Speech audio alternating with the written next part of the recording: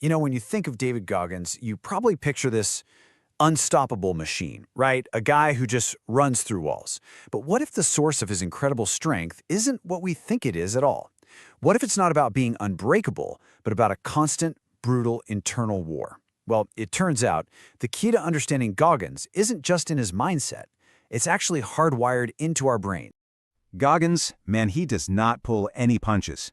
This quote gets right to the heart of his entire philosophy. See, it's not about finding some magic motivation or some life hack. It's about confronting a really simple, really uncomfortable truth. Real growth is found in the things we actively avoid, because they just plain suck.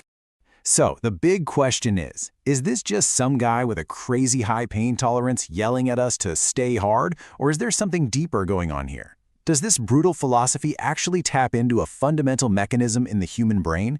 Well, as it turns out, neuroscience has some pretty fascinating answers. Okay, first things first. To really get what he's about, we have to kind of deconstruct the popular myth of David Goggins, because the man we all see on social media, that's only a tiny fraction of the real story. And this is where the paradox really hits you. There's this massive gap between how we see Goggins and how he sees himself. We see a superhuman athlete, but he describes himself as having no talent, as the bottom of the barrel. We see an unbreakable mind, but he says that for him, everything in life, it sucks. So this isn't a guy running toward a shiny goal. This is a man in a constant, grinding struggle with himself.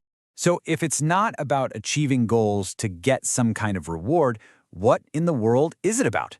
This brings us to the very core of his method, and it pretty much flips conventional motivation completely on its head.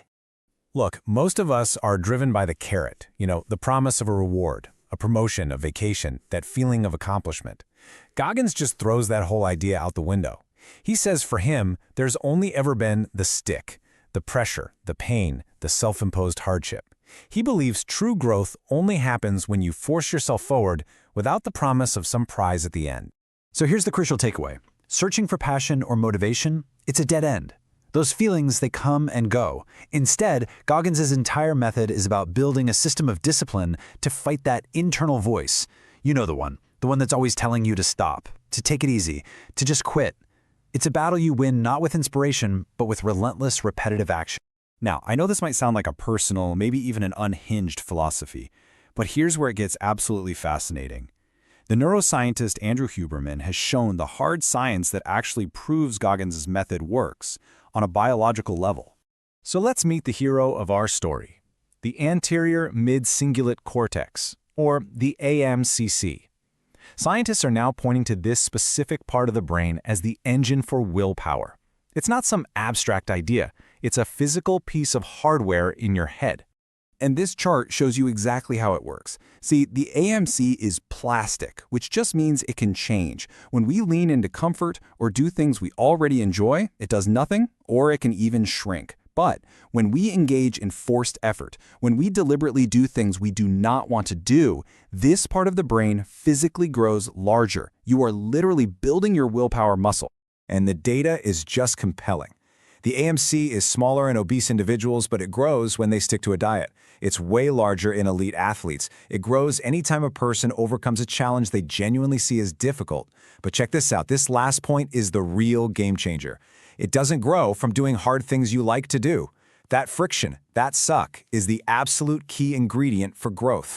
Okay, so we know that forcing ourselves to do things we hate builds actual willpower. But how do you start? How do you actually do this?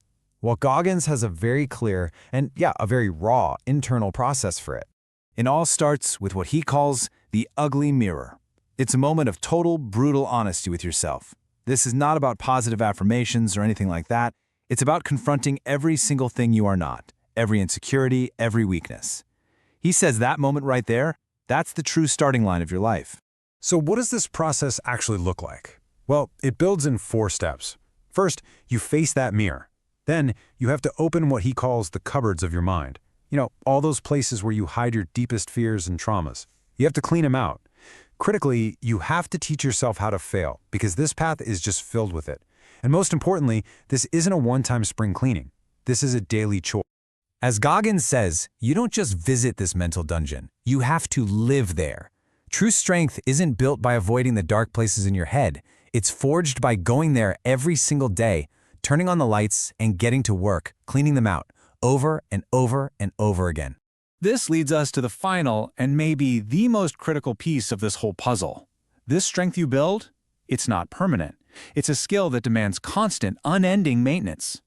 Remember the AMC, that seat of willpower in your brain? Well, the science is crystal clear. Its plasticity works both ways. Just as all that friction makes it grow, comfort and ease will make it shrink right back down. There are no days off, because your biology doesn't take days off. And here's Goggins, without knowing a lick of the neuroscience, saying the exact same thing. He just intuitively understood that willpower is an incredibly perishable skill. The moment you stop applying that deliberate friction, the moment you get comfortable, it starts to decay. You have to earn it every single day. Ultimately, the Goggins Paradox shows us that true strength isn't being immune to pain. It's the courage to confront it daily by doing things that suck. The science proves it, and his life is the evidence. The real work is never finished.